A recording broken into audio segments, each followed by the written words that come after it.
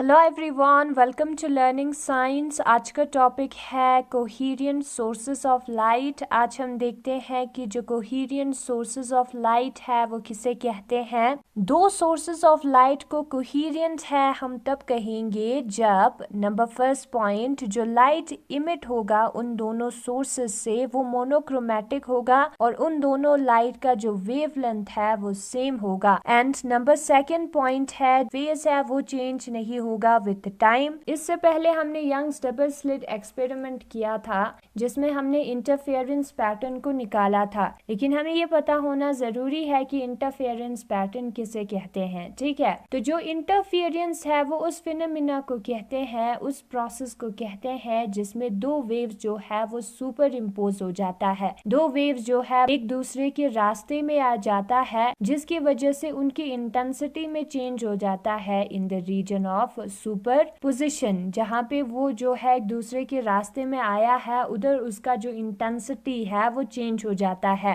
कुछ पॉइंट्स पे जो इंटेंसिटी है वो sum of the intensities of individual waves, जो इंडिविजुअल वेव्स की इंटेंसिटी है उसके सम से ज्यादा होता है, और कुछ पॉइंट्स पे जो इंटेंसिटी है वो जीरो हो जाता है। तो पहले वाले कंडीशन को जहाँ पे जो इंटेंसिटी है वो जो है sum of intensities of individual wave से ज्यादा है, उस कंडीशन को हम कहते हैं कंस्ट्रक्टिव इंटरफेरेंस। उन्होंने कंस्ट्रक्टिवली एक दूसरे के साथ इंटरफेयर किया है। और दूसरा जिसमें जो इंटेंसिटी है वो जीरो बन जाता है उसको हम कहते हैं डिस्ट्रक्टिव इंटरफेरेंस। जो टर्म कंस्ट्रक्टिव और डिस्ट्रक्टिव है वो मिसलीडिंग हो सकता है। इंटरफेरेंस जो है उधर क्या होता है, रिडिस्ट्रीब्यूशन होता है लाइट का रादर देन डिस्ट्रक्शन और construction creation of light. Interference में जो लाइट है वो फिर से दोबारा से डिस्ट्रीब्यूट हो जाता है, इधर लाइट का कंस्ट्रक्शन क्रिएशन या डिस्ट्रक्शन जो है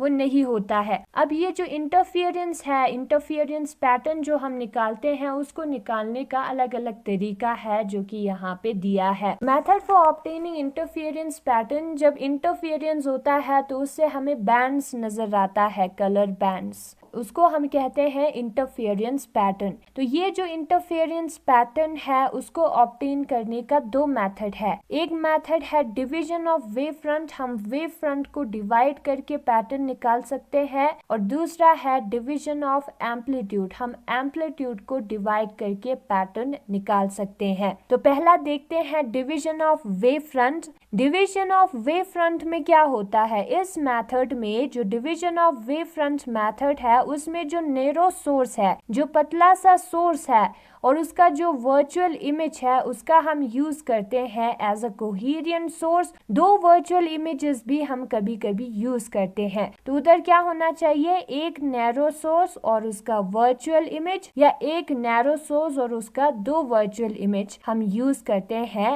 एज अ कोहेरेंट सोर्स। तो हम दो स्लिट्स को भी यूज कर सकते हैं एज अ कोहेरेंट सोर्स, जिसको एक ही लाइट ने, एक सिंगल स्लिट के थ्रू आए हुए लाइट ने क्या किया है, इल्यूमिनेट किया है। यंग्स के केस में हुआ था। जो लोइड सिंगल मिरर मेथड है वहां पे क्या होता है, एक सोर्स होता है और उसका वर्चुअल इमेज होता है एज अ कोहेरेंट सोर्स। और जो फ्रेस्नेल बाइप्रिज्म है और दो मिरर मेथड्स है, टू मिरर मेथड्स है, उधर जो है virtual image of narrow slit, दो virtual image of narrow slit को हम यूज करते हैं एज अ कोहेरेंट सोर्स। और इन केसेस में कोई भी चेंज जो कि प्राइमरी सोर्स के फेज में आएगा वो जो है वही चेंज जो है वो सेकेंडरी सोर्स के फेज में भी आएगा। तो जो इंटरफेयरिंग वेव्स है उनका फेज डिफरेंस जो है वो कांस्टेंट होगा। ये है हमारा पहला मेथड। फिर उसके बाद आता है दूसरा मेथड। दूसरा मेथड है हमारा डिवीजन ऑफ एम्पलीट्यूड। इस मेथड में जो सेम बीम ऑफ लाइट है उसको हम क्या करते हैं, पार्शियली रिफ्लेक्ट करते हैं, हाफ रिफ्लेक्ट होने देते हैं दो सरफेसेस से, दो अलग सरफेस से वो रिफ्लेक्ट होता है। यहाँ पे हम फिगर में देख सकते हैं, पहले ग्लास स्लैब से रिफ्लेक्ट हुआ है और दूसरा जो है वो एयर से रिफ्लेक्ट हुआ है। तो वैसे हम रिफ्लेक्ट होने देते हैं। और जो दो रिफ्लेक्टेड बीम्स प्रोड्यूस होगा वो दोनों क्या करेगा, इंटरफियर करेगा, एक दूसरे के रास्ते में आएगा। ये जो दो बीम्स है उन्होंने अलग अलग डिस्टेंस ट्रेवल किया है रिफ्लेक्ट होने से पहले, तो एडिशनल पाथ डिफरेंस जो है वो क्रिएट हो जाएगा सेकेंडरी वेवलेट्स के बीच में, यानी कि सेकेंडरी वेवलेट्स के बीच में पाथ डिफरेंस होगा। ये जो दो बीम्स है वो जो है क्या करता है, कोहेरेंस के रिक्वायरमेंट्स को सेटिस्फाई करता है। जो सेम बीम ऑफ लाइट जो है वो पार्शियली रिफ्लेक्ट हुआ है दो डिफरेंट सरफेसेस से, तो इस मेथड में जो लाइट हमें मिलेगा वो डिवीजन ऑफ एम्पलीट्यूड या डिवीजन ऑफ इंटेंसिटी के वजह से मिलेगा। और इसके एग्जाम्पल में आता है colour of thin films, Newton rings experiment, Michelson Morley interferometer. इधर क्या होता है, इंटरफियरेंस होता है by division of amplitude. Young's double slit experiment में दो कोहेरेंट सोर्सेस हमें कैसे मिलता है, एक नैरो स्लिट के थ्रू लाइट को ट्रांसमिट होने देने की वजह से मिलता है। और हर केस में क्या होता है, जो प्राइमरी वेव फ्रंट है सोर्स ऑफ लाइट से वो जो है दो सेकेंडरी वेव फ्रंट्स देता है जो कि इंटरफेयर करता है एक दूसरे के साथ। यंग डबल स्लिट एक्सपेरिमेंट में हम देख सकते हैं कि जो प्राइमरी वेव फ्रंट है वो डिवाइड हो गया है, डिवाइड होके हमें दो सेकेंडरी वेव फ्रंट दिया है और वो दो सेकेंडरी वेव फ्रंट जो है वो इंटरफेयर होके हमें देता है इंटरफेरेंस पैटर्न। दूसरे वर्ड में कहेंगे तो यहाँ पे इंटरफेरेंस जो है वो हमें डिवीजन ऑफ वेव फ्रंट की वजह से मिला है। और दूसरे टेक्निक्स भी है जहाँ पे हमें इंटरफेरेंस मिलता है, जिसके थ्रू हमें इंटरफेरेंस मिलता है, जैसे कि जो एम्पलीट्यूड है लाइट का उसका डिवीजन होके हमें इंटरफेरेंस मिलता है।